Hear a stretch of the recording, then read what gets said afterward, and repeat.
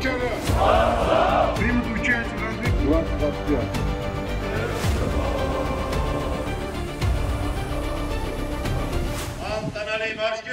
Дүйнө жүзүндө тынчтык, достук жана туруктуулук ар дайым орноп туруусу үчүн жакында аскер кызматкерлеринин биргелешкен атайын машыгуусу өттү.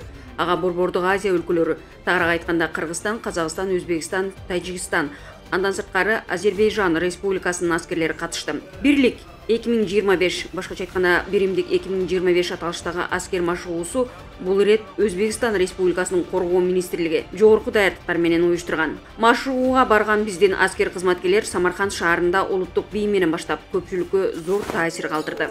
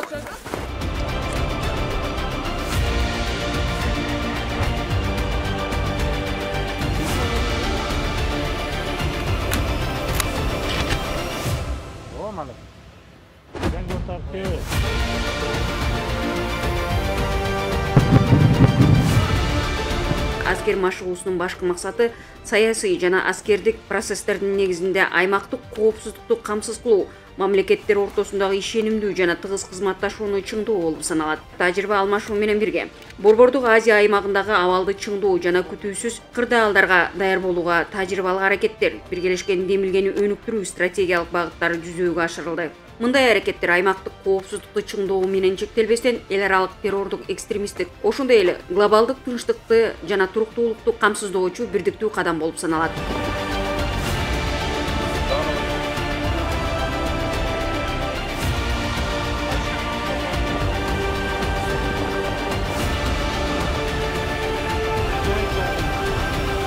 Бул машыгууга катышкан өлкөлөрдүн коргоо министрлеринин Самарканд шаарында биринчи расмий жолугушуусунда өттү. Анда жогорудагы маселелерди иш жүзүнө ашыруу менен өз ара кызматташууну мындан ары да жогорку деңгээлге чыгаруу пландары талкууланды. Белгилей кетүүчү жагдай, Өзбекстан Республикасы акыркы 8 жыл аралыгында эл аралык аскердик кызматташууда олуттуу ийгиликтерге жетишип келе жатат.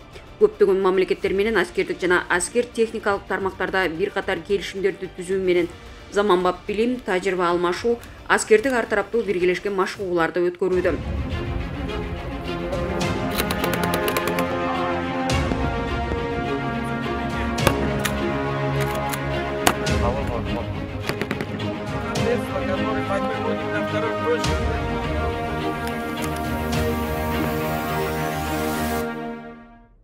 Биримдик 2025 аскер машыгуусу Өзбекстандын Борбордук аскер округунун Катта курган ок атуу талаасында уланды. Анда аскердик ок атуулардан тартып, заманбап күчүрмөн даярдыктар, техникалык ыкмаларды колдонуу, артиллерия, учкучсуз учуучу аппараттарды, брондолгон жана алыска сокку уруучу курал-жарактар боюнча атайын берилген тапшырмаларды биргеликте ийгиликтүү кызматташуу менен өткөрүштү.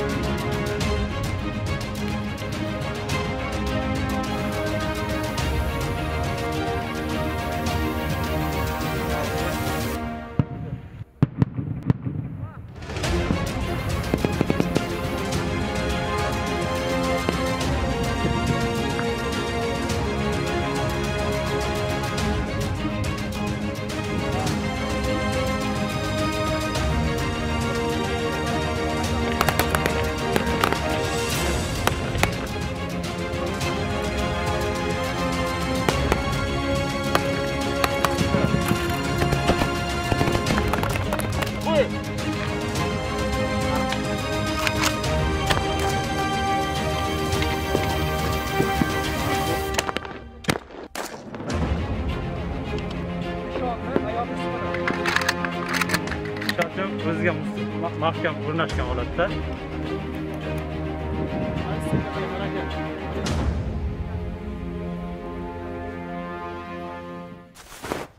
O'zbekiston mamlaketi bizni жақсы to'sib oldi. Бұл үшін ыраазычылык bildirебиz. Ушул окуу майданында машыгууга келгендер үчүн заманбап жақсы шарттар түзүлгөн. Азыр 5 мамлекеттин аскер кызматкерлери топторго бөлүнүп, аскер талаасында ок атуу, өз алдынча даярдыктарды, берилген тапшырмаларды аткаруу боюнча тажрыйба алмашып жатабыз. Gelecek asker okuu noktasında. Келечек аскар окуу машыгуусунун жетекчиси болом. Бул окуу талаасында ар бир кызматкерлер мыкты кызмат өтөй алышты. Кошуундарга заманбап жаңы куралдар, аскер ыкмаларын жеткирүү аракетин көрдүк. Эң башкысы коңшу өлкөлөрдүн кызматкерлери дагы биздин аракеттерди колдоп беришти.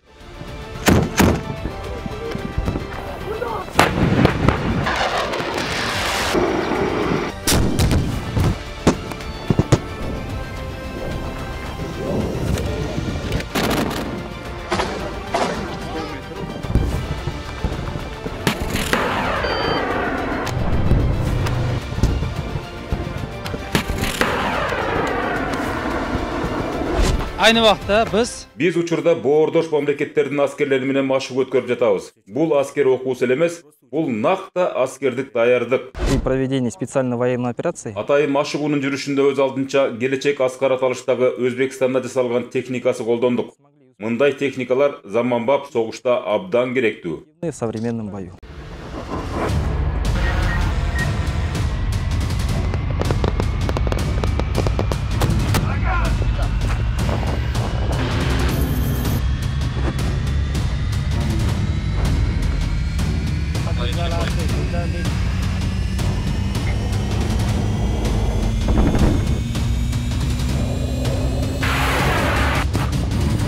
Бул окууда биздин кыргызстандык аскерлер мыкты тажрыйба арттырып жатабыз. Боордоштор менен заманбап согуш ыкмалары боюнча машыгуу менен жаңы техникаларды да колдонуу боюнча жакшы жетишкендиктерибиз бар. Биримдик 2025 биргелешкен аскер машыгуусунда 5 мамлекеттин аскер кызматкерлери жыйылдык. Ушул окуу борборунда өз ара биргеликте аракеттенүү негизи десем болот. Анткени мындай чоң машыгууларда биз биргеликте заманбап кызматка даярданабыз. Мындай машыгуулар кесипкөйлүгүбүздү арттырат.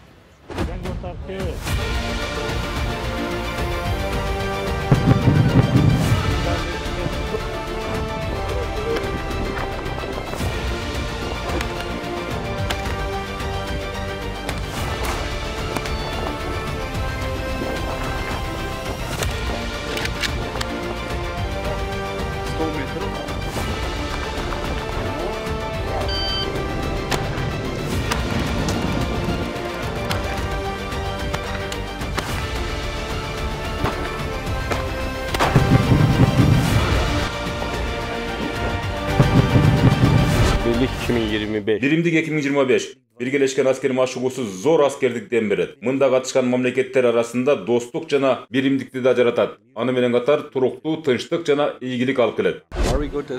Бул машыгуу мага абдан жакты. Баары ойдогудай уюштурулган. Баарына ийгилик каалайм.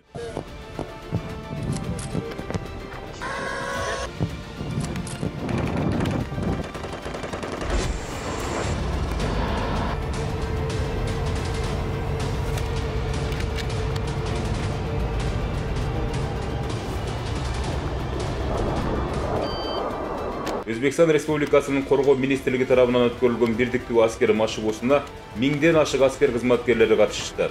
Машыгууда 15ге жакын учак жана тик учак, 50ге жакын аскердик зооттолгон жана аскер техника, 30дан ашык артиллериялык куралдардын түрлөрү, 40 учкучсуз аппарат, 1300дөн ашык ок атуучу курал-жарактар колдонулду.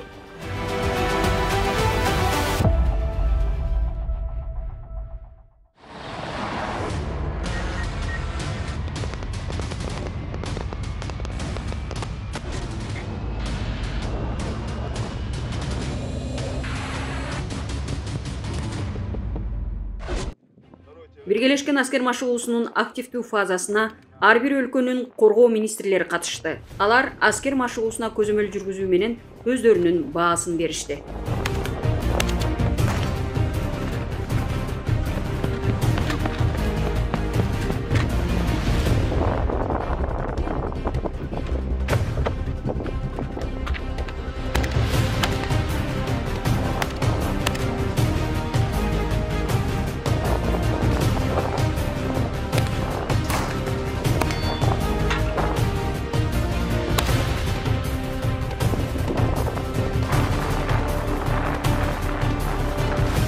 Өзбекстан Республикасында өткөрүлгөн биримдик 2025 биргелешкен аскер машыгуусунун жыйынтыктоо программасында руханий демилгелер да камтылган. Ал багытта Самарканд шаарында саякаттап, байыртадан бери элибиздин карым-катышы, достугу менен катар жергиликтүү элдин улуттук үрп-адаты, тарыхый мурастары менен да коноктор кенен таанышууга убакыт бөлүнгөн.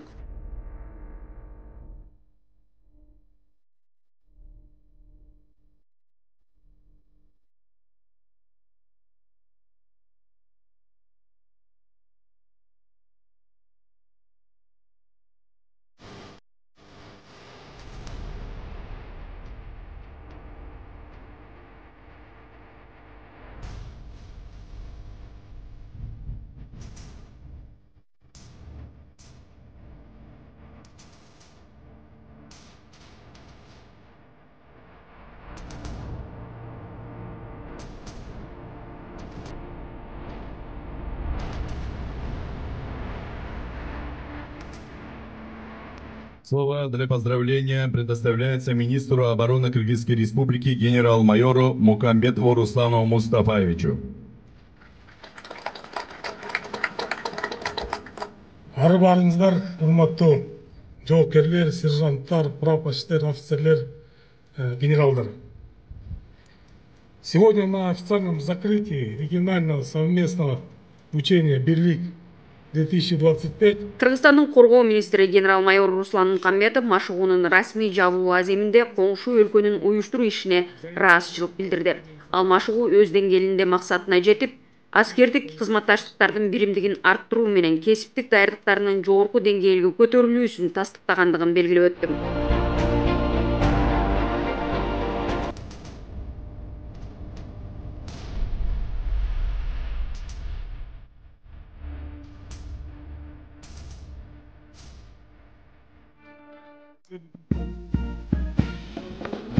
O'zbekiston Respublikasiga sadoqat bilan xizmat qilaman.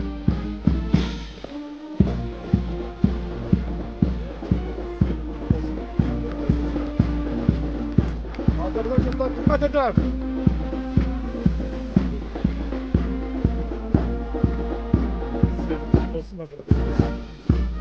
Qozog'iston Respublikasiga xizmat etamiz.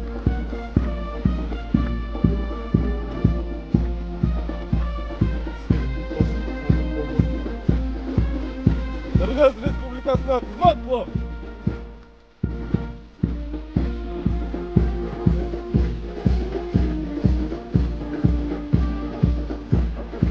Arvatani khod, dodiqona hizmet mekunam. Спасибо.